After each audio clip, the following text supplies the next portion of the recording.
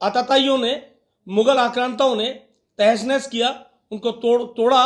वहां पर जो हमारी जो हिंदू देवी देवताओं की मूर्तियां थी उनको नष्ट करने का प्रयास किया, उनको खंडित किया और उस पाठशाला को भी पूरा नेस्तनाबूद करने का षड्यंत्र रचा। अजमेर के डिप्टी मेयर नीरज जैन ने अजमेर में 2.5 दिन के झोपड़ी को संस्कृत पाठशाला होने का दावा किया है। उन्होंने कहा कि दरगाह के पास स्थित 2.5 दिन का झोपड़ा संस्कृत महाविद्यालय हुआ करता था, जिसको तोड़कर 2.5 दिन का झोपड़ा बनाया गया है। उप महापौर जैन ने कहा कि पूर्व में भी जैन संत द्वारा जब अजमेर में विहार किया था तब वहां जाकर देखा था तो जैन और हिंदू मंदिरों की मूर्तियां और स्वास्तिक जैसे चिन्ह देखे थे। तब उस समय संत के साथ आए लोगों ने सरकार से 2.5 दिन के झोपड़े को संस्कृत महाविद्यालय के स्वरूप में लौटने की मांग रखी थी। वहीं नीरज जैन ने कहा कि हमने पूर्व में भी केंद्र सरकार से मांग की थी और अब भी कर रहे हैं कि तथाकथित 2.5 दिन के झोपड़े को संस्कृत महाविद्यालय घोषित किया जाए, क्योंकि यह स्थान पुरातत्व विभाग के पास।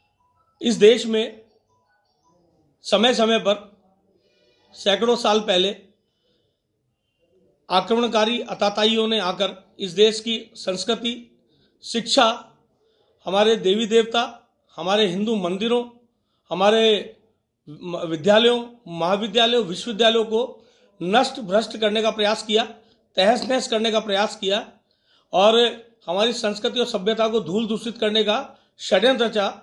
और उसी का परिणाम है कि इस देश में चाहे तक्षशिला विश्वविद्यालय हो, चाहे नालंदा विश्वविद्यालय, चाहे धार की वेद पाठशाला हो, उनको बिल्कुल आग के हवाले कर दिया गया।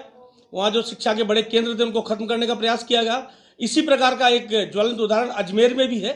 अजमेर में जो संस्कृत पाठशाला थी, सरस्वती कंठाभरण संस्कृत पाठशाला, उसको भी 1000 साल पहले आताताइयों ने, मुगल आक्रांताओं ने तहस नहस किया, उनको तोड़ा।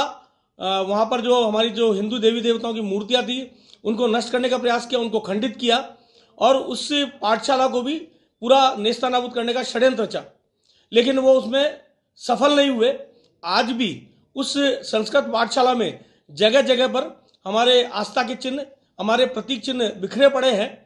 चाहे उसकी वास्तुकला को आप देखें तो किसी मंदिर की वास्तुकला की तरह वो लगता है। वहां पर जगह जगह संस्कृत में श्लोक लिखे हुए हैं, वहां पर कमल के चिन्ह, स्वस्तिक के चिन्ह, जो हमारे चिन्ह है वो वहां पर मौजूद है। और जगह जगह पर वहां पर जो वहाँ खंबे जो हैं उनमें हमारे देवी देवताओं की, काली माता से लेकर विभिन्न देवताओं की मूर्तियां वहां पर उकेरी हुई हैं।